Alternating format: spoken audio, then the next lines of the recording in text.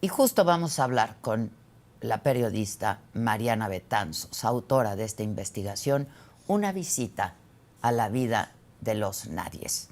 Me da, Mariana, un enorme gusto saludarte y te felicito enormemente por este trabajo. Hola Adela, al contrario, muchas gracias por la invitación y por visibilizar a los nadies. Sí, Saludos a tu audiencia. qué cosa tan terrible, ¿no? Esto que les llamas los nadies, pero pues son alguien y tienen nombre y tienen apellido, pero son jovencitos que están olvidados. Tú encontraste, Mariana, unas historias de horror de lo que viven estos jóvenes en estos centros de rehabilitación. Y Adela, justamente esta investigación surge a partir de ver crecientes masacres que ya llevan también años ocurriendo, ¿no? No es exclusivo de este sexenio, empezaron en el sexenio de Calderón cuando se declara la llamada guerra contra el narcotráfico. Y bueno, continúan masacres, continúan reclutamientos en Sinaloa y queríamos indagar en quiénes eran estas personas que estaban siendo asesinadas y por qué se relaciona, ¿no?, con el consumo de una sustancia o con una vulnerabilidad. Entonces, bien, pues encontramos que hay una población desatendida en México que está sufriendo los efectos de lo que creemos que es la guerra contra las drogas, que paradójicamente desde que inició hacia finales de 2006, pues no ha disminuido el consumo, sino que, como mencionabas, se duplicó en 15 años la demanda de centros de tratamiento de adicciones, ¿no? De centros privados. Y bueno, quienes están en estos centros son hijos de personas que estaban en el crimen organizado y que conocieron estas sustancias desde muy jóvenes.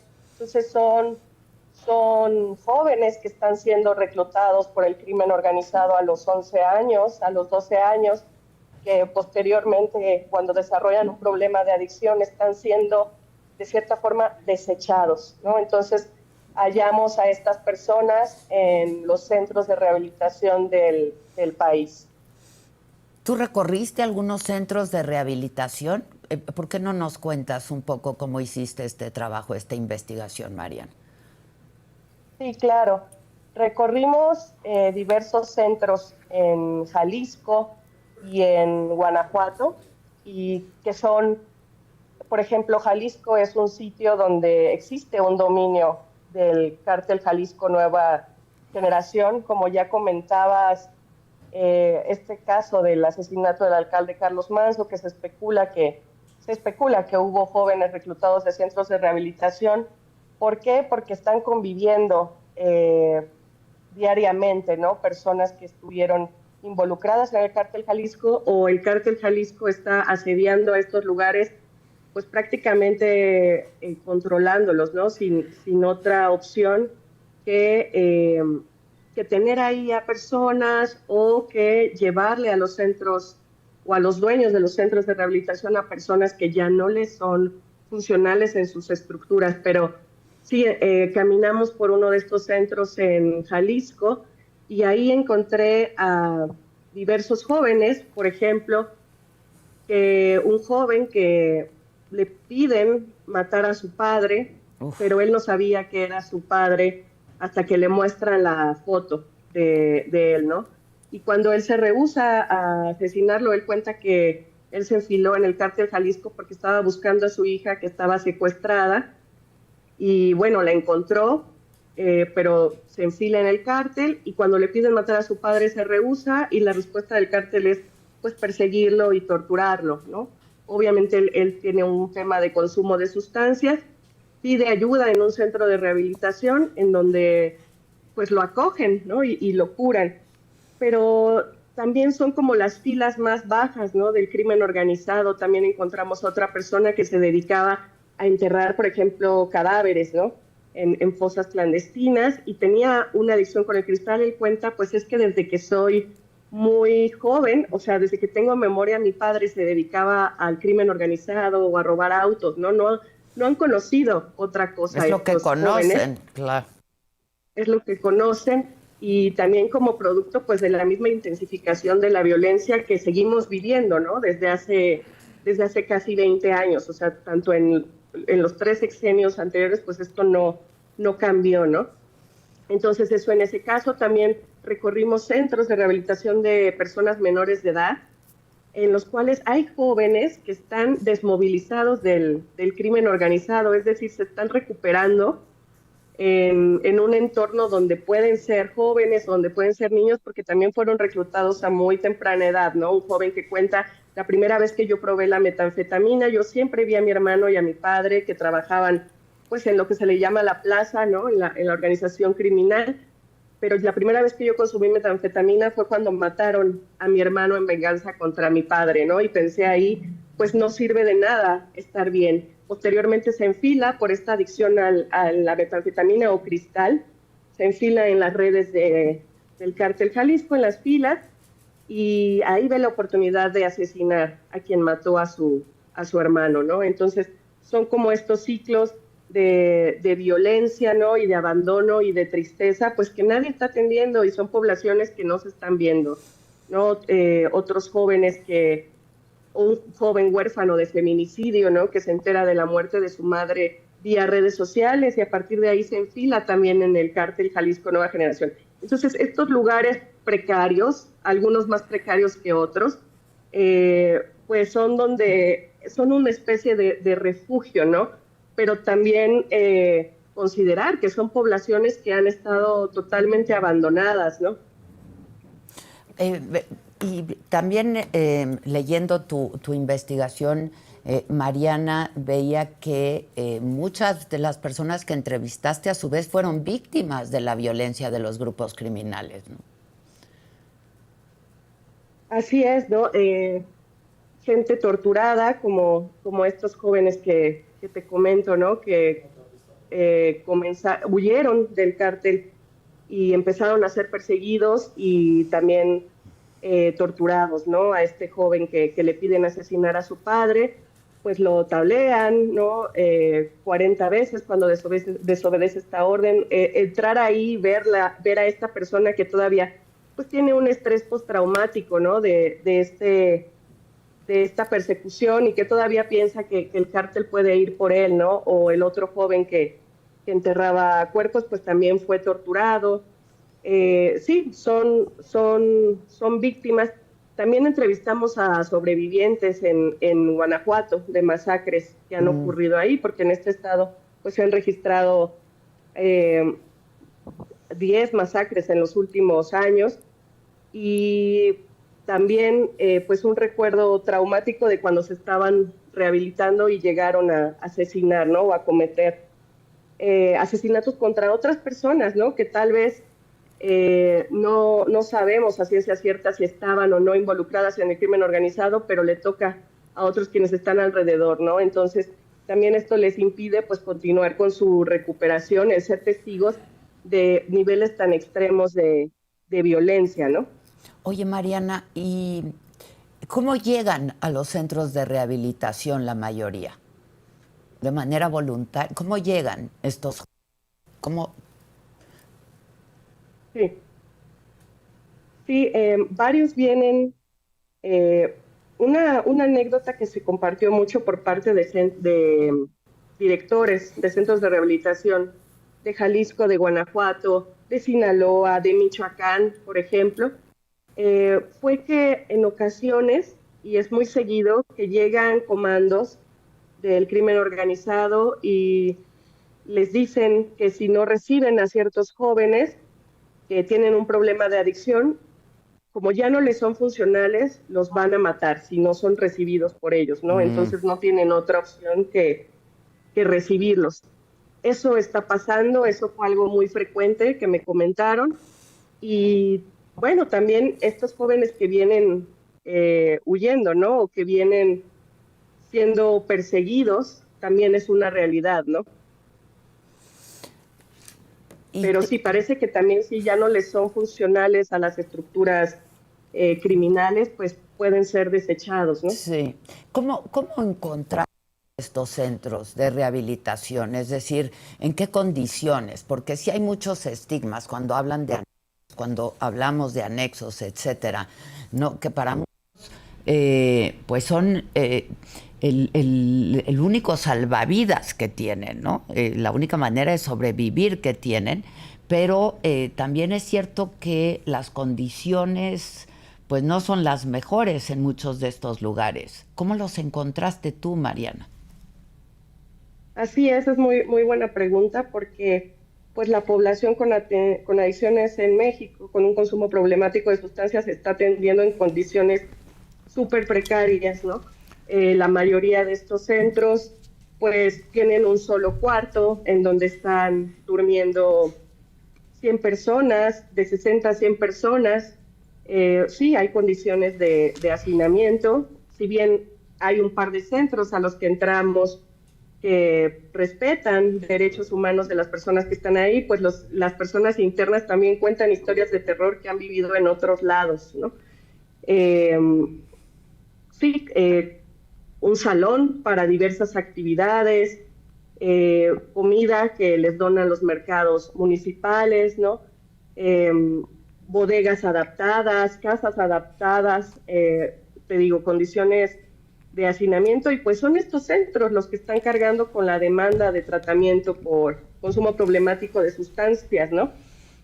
Documentamos la existencia de al menos 4.300 centros de rehabilitación privados, de los cuales pues la mayoría se presume que tienen estas características precarias, ¿no? Si bien hay unos que dan un trato humano, pero están dirigidos, por ejemplo, por personas que se recuperaron de una adicción, ¿no? O que sacan fondos de las cuotas que cobran a los familiares, pero pues tampoco están obteniendo un acompañamiento, una guía o un apoyo económico por parte del gobierno, siendo que no hay infraestructura en el Estado mexicano para atender este problema, ¿no? Porque a nivel nacional solamente hay 30 centros gubernamentales de tratamiento que tienen capacidad de internamiento, ¿no? Frente a estos 4.300 que encontramos, y que la mayoría es un mínimo rastreable porque debe haber muchos más, pero estos 4.300, pues sí, la mayoría deben estar en condiciones precarias como estas que te cuento, ¿no? Y hay otros donde deben abundar torturas y abusos, ¿no? Porque también documentamos la existencia de torturas y abusos en otros centros, ¿no? Aplicaciones, castigos, prohibición de visitas, enfermedades, golpes, ¿no? Esto es algo que nos refirieron todas las personas con las que platicamos, estuvieron ya en lugares donde se violaban sus derechos humanos, ¿no? También es una crisis, sí. Tú hablas de esto, de cientos de quejas oficiales por violaciones a derechos humanos, ¿no? Y luego también hablas, Mariana, de abusos sexuales dentro de los centros de rehabilitación.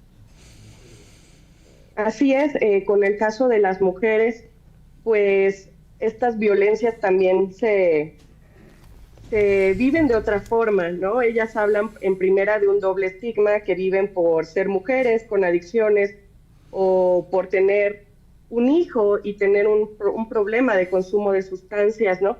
Entonces, en primera es difícil que las mujeres accedan a rehabilitación, si de por sí es difícil para la mayoría de la población con consumo problemático de sustancias, pero también ya en muchos centros, porque no hay casi centros especializados en mujeres, pues conviven también con hombres y con directores de centros de rehabilitación que en ocasiones pueden llegar a ser también criminales, ¿no? Y con el fin de librar ciertos castigos, pues también demandan tener relaciones con ellas, ¿no? Entonces, sí, se apoderan, así le llaman, ¿no? Se apoderan de cierto modo de las usuarias, de las personas que están enfermas en los centros de rehabilitación. Esto es algo que me comentaron mujeres con las que platicamos, ¿no? Y también una organización en Jalisco estima que de las mujeres que ingresan a centros de rehabilitación o que tienen también un consumo problemático de sustancias, también está relacionado con que han sido víctimas de abuso sexual en algún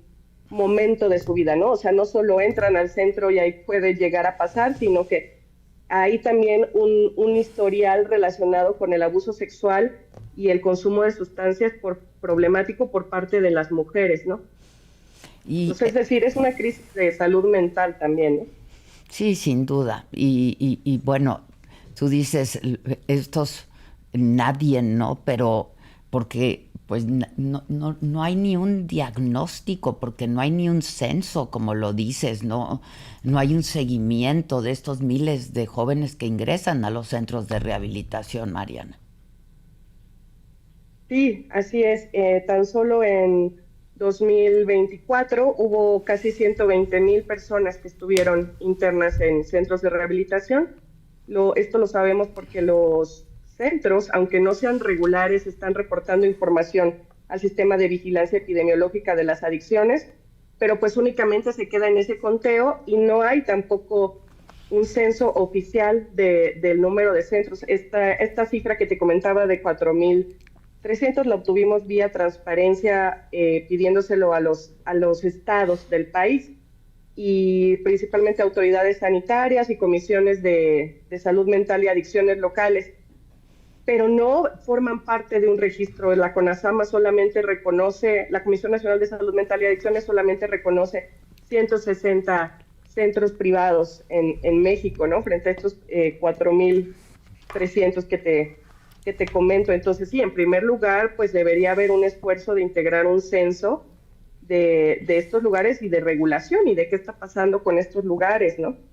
Es brutal, la verdad, esta investigación que haces. No sé cómo te dejó a ti, luego de hacer Sí, esta visita y hacer estas entrevistas con estos jóvenes, Mariana.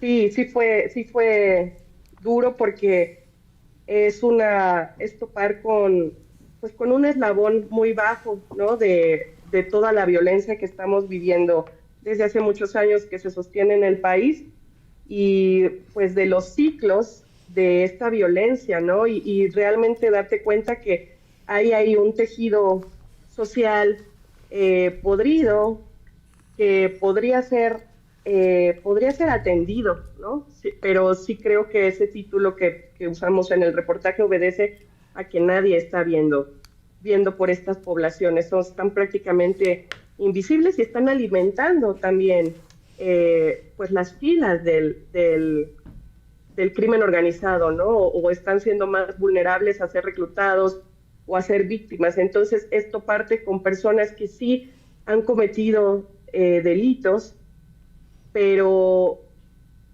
pero no tuvieron otra opción de vida tampoco, ¿no? Híjole, sí, es tremendo, tremendo, de verdad, tremendo. Es un gran trabajo. ¿Cuánto tiempo estuviste haciendo este trabajo y visitando estos lugares, Mariana? Muchas gracias por el comentario. Fueron alrededor de 5 meses en que hicimos este trabajo, porque pues también tiene la parte de estadística, ¿no? Y de obtención de datos vía investigación. Y bueno, también tuvo el tiempo de procesar la información que Sí, claro. emocionalmente era muy dura, ¿no? Yo les invito a leerlo porque creo que no queda una indiferente ante estas historias, ¿no? Y el chiste es entender por qué está ocurriendo esta crisis en estos estratos sociales, ¿no? De un problema de consumo de sustancias y cómo se relaciona con el crimen organizado, no porque necesariamente consumir una sustancia vuelva violenta a una persona, Sí, ¿no? claro. Pero es una forma más en que el crimen y que forma parte de un entramado, ¿no? De un Estado, está también desechando lo que no le sirve, ¿no? Ujú. Oye, y adquiere mayor relevancia cuando hace un par de días Omar García Harfuch ha dicho lo que ocurrió, ¿no? En torno al asesinato de Carlos Manzo y a su asesino, que justamente Jaciel Antonio N. fue reclutando a los sicarios en estos centros de rehabilitación, muy parecidos seguramente a los que tú visitaste e investigaste, ¿no? Sí, así es. Es son jóvenes, por ejemplo, que saben que cuando salgan, no me lo decía un joven, ¿no? Menor de edad, Yo he recaído varias veces, tanto en las adicciones como en el crimen organizado, porque cuando salgo de aquí no conozco otra cosa, ¿no? O sea, no, para mí yo pienso, pues, ¿para qué batallo? Es decir, son ya redes a las cuales les es fácil volver, ¿no? Pero también existe el caso, y no hay que olvidar lo que pasó, creo, en Mazatlán, o sea, considero que no hay que olvidarlo, de cuando inició la guerra del cártel de Sinaloa, cuando estuvieron yendo comandos a reclutar jóvenes, ¿no? Esto nos recuerda a esto que ocurrió hacia finales de 2024. Vemos ahora con esto que comentas de Carlos Manso y del reclutamiento de los asesinos, eh, fueron estas personas a estos centros de Mazatlán en Sinaloa y reclutaron a jóvenes, alrededor de 30 personas. Luego las autoridades dijeron que se habían ido por su propia voluntad. Sin embargo, también tenemos en la investigación testimonios de madres que comentan que no, que sus hijos no se fueron por voluntad propia, sino que fueron reclutados a la fuerza y permanecen desaparecidos, ¿no? Y las autoridades, sin embargo, ya cerraron el caso, entonces, o no los han buscado, ¿no? Y las madres saben que sus hijos no se enfilaron en el cártel, entonces, pues también existen estos casos en que el reclutamiento puede no ser voluntario, ¿no? Es complejo, pero también creo que no hay que olvidar a estos jóvenes que permanecen desaparecidos, ¿no? En Sinaloa. Los olvidados, sin duda. Te felicito mucho, Mariana. ¿Dónde pueden todos quienes nos ven, nos siguen, ver tu investigación completa? Sí, muchas gracias, Adela. Está disponible en el sitio web del Universal y es en el área de periodismo de investigación. Pueden leer este trabajo interactivo con fotos y testimonios, una visita a la vida de los nadies. Mariana Betanzos, periodista del Universal, Investigaciones Especiales. Muchas gracias de nuevo. Muchas gracias a ti por el espacio. Al contrario, un gran trabajo. De veras, hay que prestar más atención. Hay muchos comentarios de todos ustedes aquí en el chat que pues nos dicen la culpa es de los padres, la culpa es de las familias, la culpa porque el gobierno tiene obligación, porque es un derecho y es el Estado que ha fracasado en dar oportunidades a los jóvenes. Y es un problema multifactorial, sin duda, ¿no? En el que pues todos de alguna manera somos responsables.